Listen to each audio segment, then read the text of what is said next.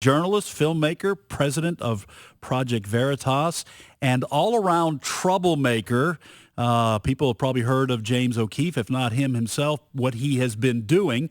He's the author of the book Breakthrough, Our Guerrilla War to Expose Fraud and Save Democracy. James, welcome to the program.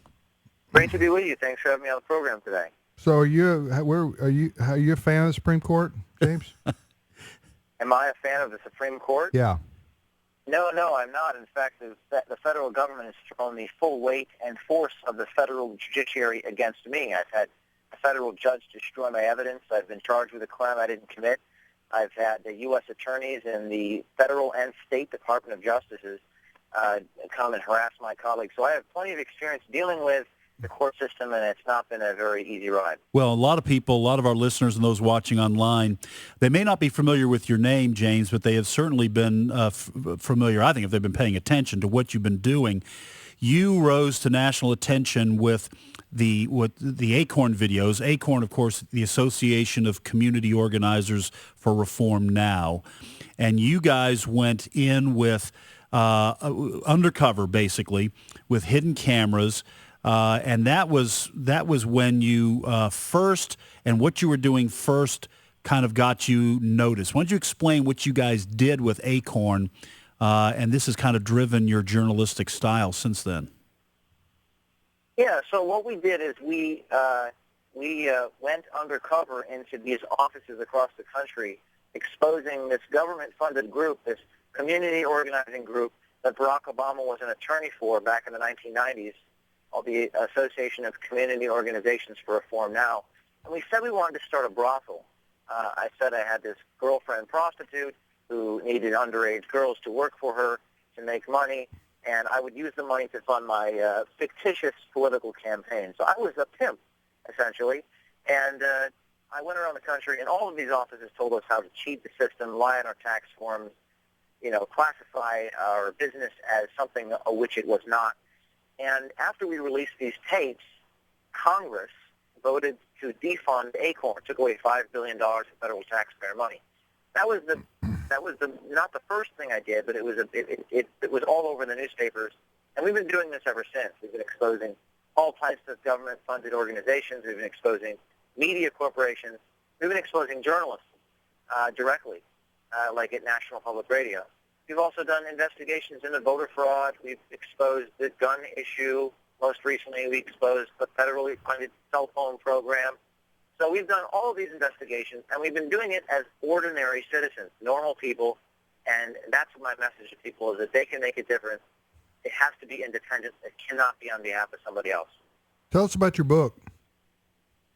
Well, my book, Breakthrough, it was the number 21 top-selling book in the country last week, nonfiction, and it is really an incredible true story about what it takes to do what we do. It's not easy, obviously. It's tragic, and it's inspirational. It's tragic because there's a lot of barriers to entry for a citizen journalist.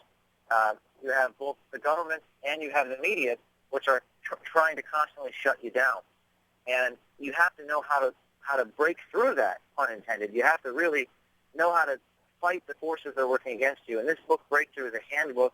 It's a field guide. It's a manifesto of war, while also being a sort of autobiographical tell-all about my life over the last 8 years, taking on these powers. And at the end of it, you're going to stand up and cheer because you're going to realize that you can make a difference if you're willing to pay a price. We're talking to James O'Keefe, who's a journalist and a filmmaker. He's the president of Project Veritas, and he's written a book called Breakthrough, Our Guerrilla War to Expose Fraud and Save Democracy. You have a lot of fans. Glenn Beck, Dennis Miller, even Jon Stewart has good things to say, Rush Limbaugh. Let me ask you this, and you call this guerrilla journalism, guerrilla citizen journalism, because you're basically going undercover, and it's like, metaphorically speaking, a guerrilla effort to expose what the regular media either is unwilling or unable to do. So what has happened to the traditional establishment media that used to be, maybe it's just ideological, it used to be, you had those who exposed Richard Nixon with Watergate, and that seemed to be what the media did. They exposed corruption. They went after grafts, no holds barred. There was going to be an article in the paper or a news item on the news. What happened to the establishment media that requires you to do this?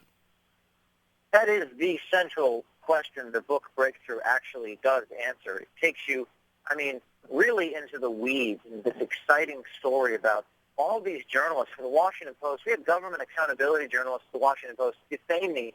I had one government accountability watchdog. This is actually her title, government accountability journalist.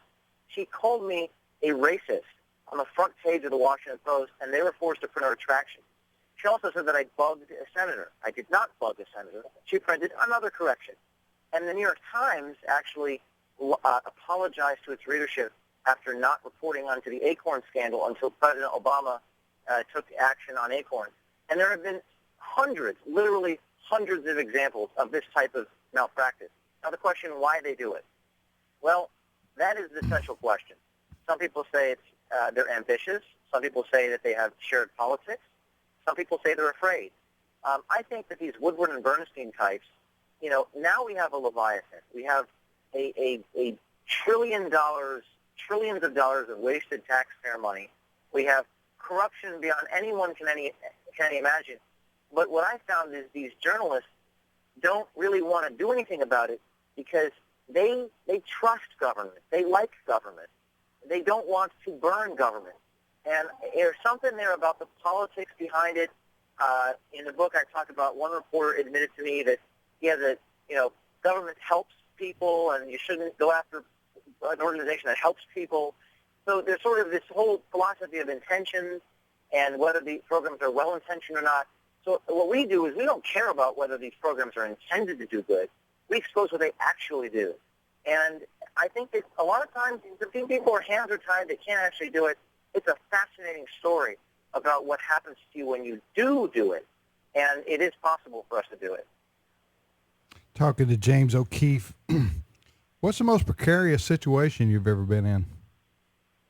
Well, the book starts off with me in federal jail, lying on a mattress, shackled from my hands to my feet, like Timothy McVeigh, the terrorist. They arrested me, and they charged me with felony tampering with a federal building's phone systems, which is the furthest thing from anything I ever intended to do.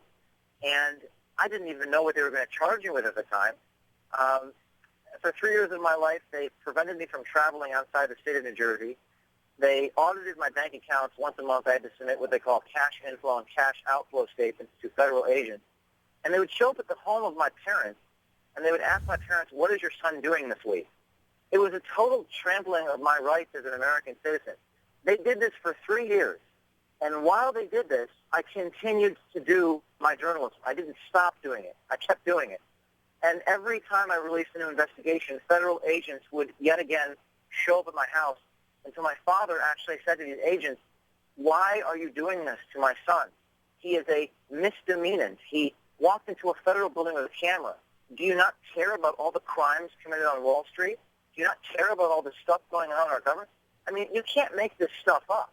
And in the worst case, after our voter fraud video showed the dead people voting in New Hampshire, we had a guy in New Hampshire, the Associate Attorney General there in New Hampshire. He sicked his agents and raided the home of my colleague. I mean, this is what they're doing in the year 2013, and nobody knows about it. This book it's getting so much attention because people are reading for the first time that the First Amendment no longer exists. It's become politicized. And people need to understand the price that we have to pay as American citizens to do this type of work.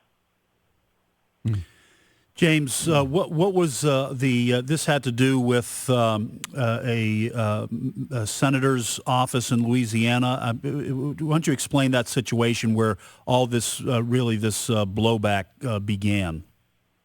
Yeah, we walked into a federal building in Louisiana. I said, my colleagues said that they were a telephone repairman. We always go undercover. We always pose as pimps and Muslim people and telephone people.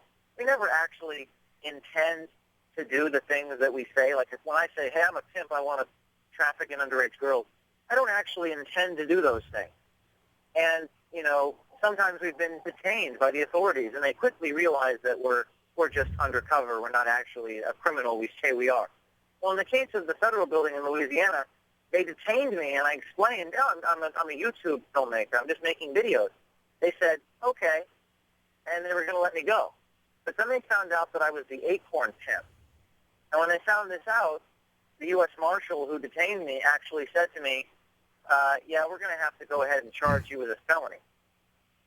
And I didn't commit this felony. I didn't do what they said I did, but it was my word against theirs. They controlled the process and the message. And as to the process had me in a federal jumpsuit sitting in a federal jail cell, and my tapes, which would have exonerated me of all charges, were destroyed. The good news is 3 years later, the people who prosecuted me resigned in disgrace in regards to their overzealous behavior as it related to other defendants. But when people talk about fighting a revolution, information revolution, they talk about, some type of Tea Party revolution. I'm telling you today that if you so much as walk into a building and ask a question, you'll be arrested and have your rights confiscated for 3 years. People need to read this story. They need to know what they're up against. And when they realize what they're up against, maybe there won't be any blowback the next time our government tries to shut people down. We're talking to James OKeefe. The book is called Breakthrough, Our Guerrilla War to Expose Fraud and Save Democracy. So you still got some stuff hanging over your head there in terms of the legal stuff, or are you out of that? Are you in the clear? No, we're all free and clear. I've settled some defamation lawsuits actually just today. We're going to ask for comments on these newspapers where I went to sue them for defamation, got some money out of it, and this has really resulted in kind of the media and the government not knowing how to handle us.